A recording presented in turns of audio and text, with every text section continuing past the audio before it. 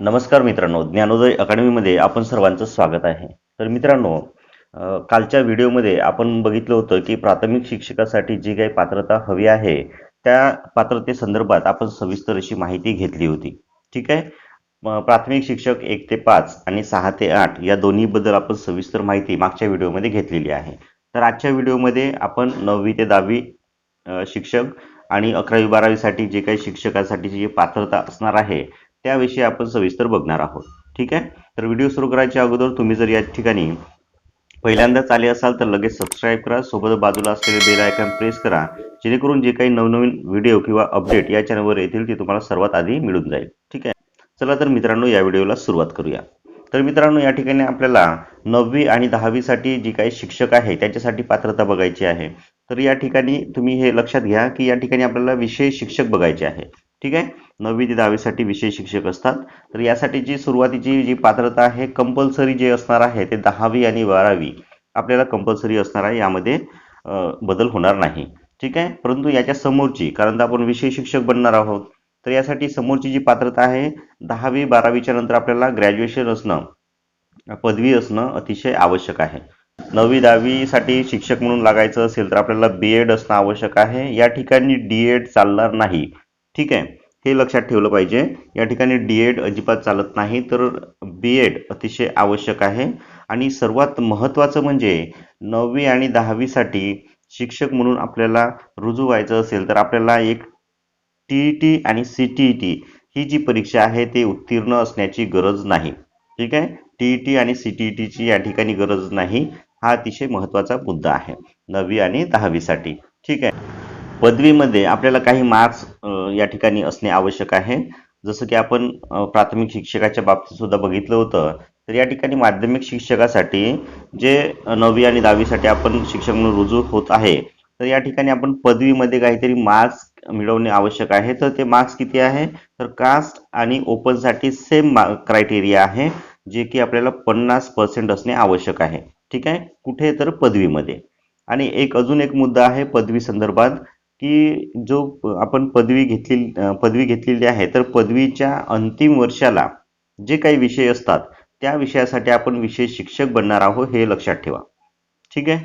त्याच्यानंतर आपण आणखी एक फायद्याचा किंवा चांगला मुद्दा असा आहे मित्रांनो, की माध्यमिक शिक्षकामध्ये लागत असताना इथे एज लिमिट लागू नाही.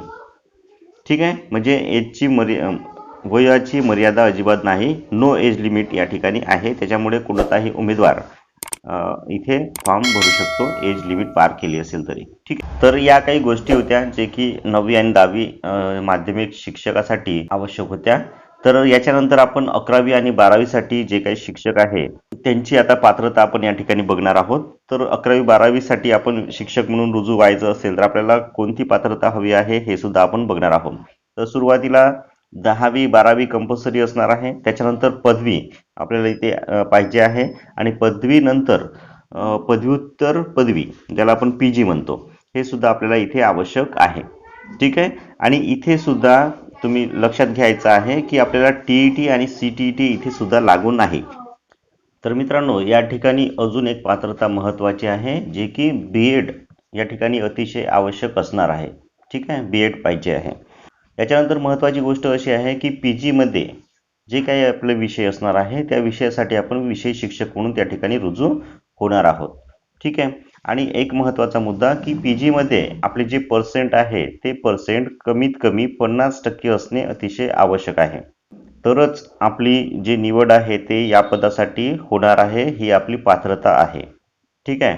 म्हणून पीजी सोबतच आपलं बीएड असणे आवश्यक आहे. आणि पीजीमध्ये आपल्याला 50% असणे आवश्यक आहे. आणि पीजीमध्ये जो काही आपला विषय आहे त्या विषयासाठी आपण विषय शिक्षक म्हणून या ठिकाणी रुजू होणार आहोत. सोबतच आपलं मित्रांनो, पीजी सोबत आपलं समजा एमएड सुद्धा असेल तर एमएड झाल्यानंतर आपल्याला जे काही अध्यापक विद्यालय, ठीक आहे, डीएड कॉलेज म्हणून आपण, तर तिथे सुद्धा आपल्याला शिकवण्याची संधी मिळू शकते एमएड जर असेल आपलं तर. ठीक आहे.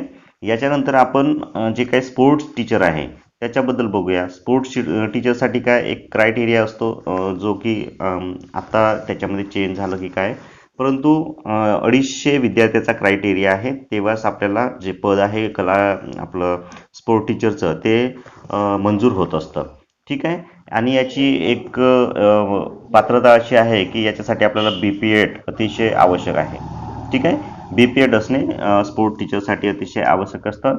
दुसरी महत्त्वाची गोष्ट अशी की स्पोर्ट टीचर जे आहे त्यांच्यासाठी TET आणि CTET याचा कुठलाही पेपर आपल्याला लागू नाही. त्याच्यामुळे TET आणि CTET या पेपरमधून स्पोर्ट टीचरना सूट आहे. ठीक आहे. तर अशा प्रकारे स्पोर्ट टीचरबद्दल आपण माहिती बघितली.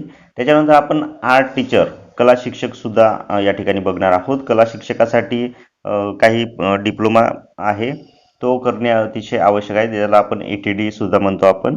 तर बघा, कला शिक्षकासाठी पदवीनंतर आपला डिप्लोमा इन GD आर्ट हे असणे आवश्यक आहे. त्याच्यानंतर diploma in art education BFA. ठीक आहे, हे काही गोष्टी आहेत. त्याच्यानंतर यांना सुद्धा TET आणि CTET मधून सूट मिळाली आहे. ठीक आहे. TET आणि CTET यांना आवश्यकता नाही, त्यांच्या जागा खूप कमी येतात, परंतु भरतीमध्ये असतात. ठीक आहे. तर यावेळी भरतीमध्ये 2025च्या भरतीमध्ये जागा येतील की नाही ते आता आपण पुढचा जो काळ आहे तो माहीत पडणारच आहे. जाहिराती यायला सुरुवात झालेली आहे आणि बऱ्याच जाहिराती आलेल्या आहे. तर बघूया स्पोर्ट टीचर आणि कला शिक्षकासाठी जाहिरातीमध्ये जागा मिळते की नाही ते. तर मित्रांनो, मागच्या व्हिडिओमध्ये आपण प्राथमिक शिक्षक 1 ते 5 आणि 6 ते 8 या दोन्ही गटाबद्दल जे काही शिक्षक आहे, प्राथमिक शिक्षक आणि विषय शिक्षक यांची सविस्तर माहिती बघितली होती.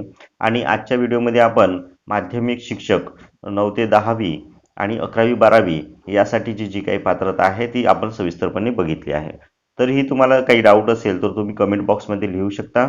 सोबतच आपल्या व्हिडिओला लाईक करा, शेअर करा आणि आपल्या चॅनलला सबस्क्राईब करायला विसरू नका. तर पुन्हा भेटूया पुढच्या व्हिडिओमध्ये. तोपर्यंत नमस्कार.